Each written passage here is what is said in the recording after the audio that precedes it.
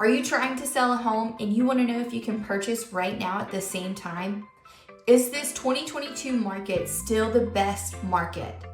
The simple answer to all your questions is yes. Are there ways to have your offers accepted? Yes. Are you wanting to purchase? Yes. Are you wanting to sell your home? Yes.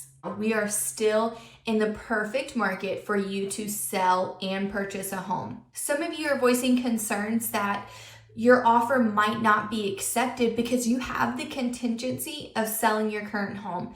And that's very true.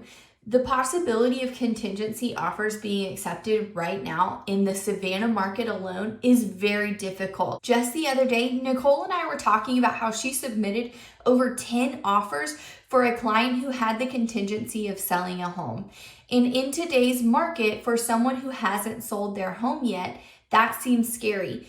But it is not impossible. That client was able to have an offer accepted finally because Nicole is amazing and they were able to move into an awesome home. If you are a buyer and a seller at the same time, we want to prepare you. There are several ways that you can go about not having a contingency or having a contingency and getting your offer accepted. Yes, having a contingency is extremely difficult to have that offer accepted, but it still is possible in today's market. Typically, we recommend to our clients that they sell their current home and then purchase. This frees up the equity that you need to purchase a new home. This allows you to not have any contingencies and have a more appealing offer. Yes, you will have to either have interim housing, Airbnb, maybe even stay with family for a few months. I know that seems frustrating, but guys, we want your offers to be accepted. We want you to be in your new home. Accepting a contingent offer is extremely high risk for a seller. They have to depend on the sale of your home. And if for whatever reason that falls through, then the seller's lost time on the market, they've lost value in their home, and they've lost potential buyers. Sellers may know they don't have many offers, but they're still willing to wait out those non-contingent offers instead of taking a contingent offer, which is higher risk for them. There are a few situations where contingent offers will be accepted. Maybe it's a home that's been on the market for a few weeks that doesn't have any offers. They typically will accept a contingent offer. But you still want to make sure that your offer is as clean as possible if you have that contingency. Also, sometimes new construction builders will accept a contingency, but they all have different policies, whether they require a certain time frame for your current home to sell. They also have certain stipulations that they may put in the contract, or they may require that instead of putting in the contract that you're selling your current home, that you have it in the financial part of the contract. Let's talk about how to have an appealing offer, whether you have a contingency or not. There's a couple of things that you want to make sure that you consider putting in your offer. Number one, let's talk about earnest money. If you have a contingent offer, you want, again, the seller to be appealed by your offer. Feel as though they have the lowest risk, and you, as the buyer, are taking the highest risk. Earnest money is one of the highest risk, especially if you choose to make it non-refundable. This is extremely high for you. Now, this seems scary, but if you know your market where you're listing your home, whether homes are selling at listing price and how quickly they're selling, you can be confident in submitting this answer. You want to offer a high and non-refundable earnest money. And what that means is that you're willing to take the risk that if your home doesn't sell in a certain time frame, you're willing to back out of your offer and forfeit whatever you offered as earnest money, and the seller gets to keep it. The seller's taking a risk by accepting a contingent offer, so you want them to feel like they're profiting in some way if your contingency doesn't go through the way that they need it to go through. Number two, appraisal gaps. Appraisal gaps are an excellent tool to, again, be appealing to the seller, whether you have a contingency or you don't have a contingency. What is an appraisal gap? This is the difference between a contract sales price and an appraised price. Even though we want your offer to be appealing, you still don't want to be bound to a risk you can't afford. Here's what could happen if you don't put a limitation on an appraisal gap.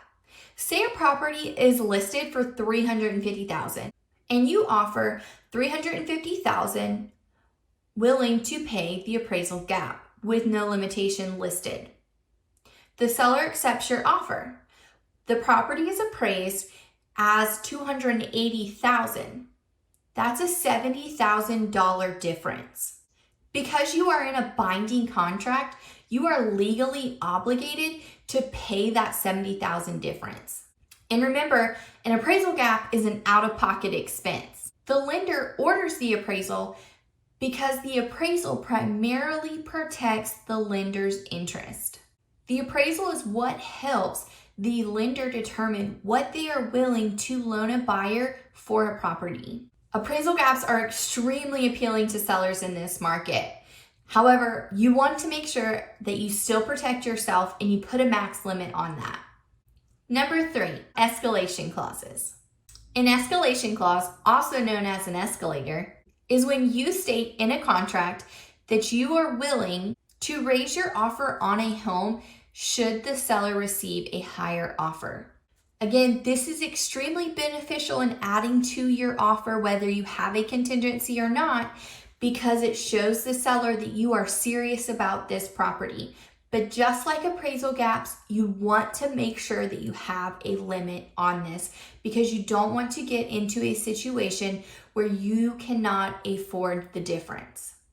So an example of an escalation clause that wouldn't be accepted, but it still is very appealing. Say you offer $350,000 on a property with an escalation clause of $10,000 over the highest offer not exceeding $370,000. But the next buyer comes in with an offer of $370,000. Your offer may not be accepted because your escalation clause does not apply since their offer is $370,000. Let's talk about a few options to eliminate the contingency of selling your home in a contract. Number 1, offer cash. I know this seems scary, but this is still an option, guys. If you have the cash or the savings, you want to try and eliminate having that contingency so you are appealing to the seller. I would not recommend pulling that from the retirement fund unless you have talked with a lender or your financial advisor and really looked into how much you will be taxed on that, because they can be pretty steep.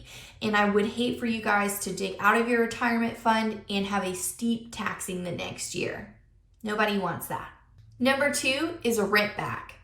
Now, I know you guys have heard me talk about tenant occupancy and how I'm not its biggest fan. However, it is an option to eliminate that contingency, again, to help your offer be appealing. And it is possible to have a great tenant occupancy situation. How this works is you would rent your current property after the buyer purchases. So after closing is done, you would be considered the renter or the tenant, whichever word you prefer. Now, there are risks with this because some buyers, they have a tight time frame and they're not looking to have a tenant. They're looking to move into a property within 30 days, and maybe you need 60 to 90 days in your current property. So they might skip over your property because that time frame doesn't work for them. You also might have buyers that aren't willing to have a tenant because they don't understand how that process works, and the legal part of that scares them. Again, that is still a risk for you, but it's still an option as well that eliminates you having to use the contingency of selling your home. Number 4, you can always sell your current home and rent an Airbnb, rent an apartment, rent a home, stay with your family, guys. I know that's not as appealing as being in a new home, but I promise you it is more appealing when a seller is looking at your offer not to have that contingency. Number 5 is a second home loan. Interest rates are rising. That makes it a little more pricey for you guys. Closing costs may be higher because it's a second home, not a primary home. You might have higher costs in your out-of-pocket expenses. However, when you refinance, that will change because you're not going to have 2 home loans, you would only have 1. You want to make sure that you have the amount of savings for your out-of-pocket expenses. Talk with your lenders, talk with your financial advisors, and make sure that this is an option you can go with. I had a client who recently chose to use this option, and it went really smooth. We were able to purchase his home while we were under contract and waiting for closing. His other home was able to sell out of state. Now, sometimes you're right, it doesn't always flow this quickly, and you're going to be stuck with either 2 mortgages or a really high interest and closing rate, and you don't want that. But again, your offer is going to be appealing, and that is the point. You want to have an appealing offer. We want sellers to accept your offer. We want buyers to look at your property and see that it is appealing. We want for buyers to walk through your home and be in awe. If you need help or you know someone who needs help with staging their home, what lenders or what is the process to even start a purchase and sale? How do we make this all work? We have great information on the starting process, how to purchase and sell in Savannah, how to purchase and sell in Georgia, what do you eat in Georgia, where do you go in Georgia? Make sure you check them out.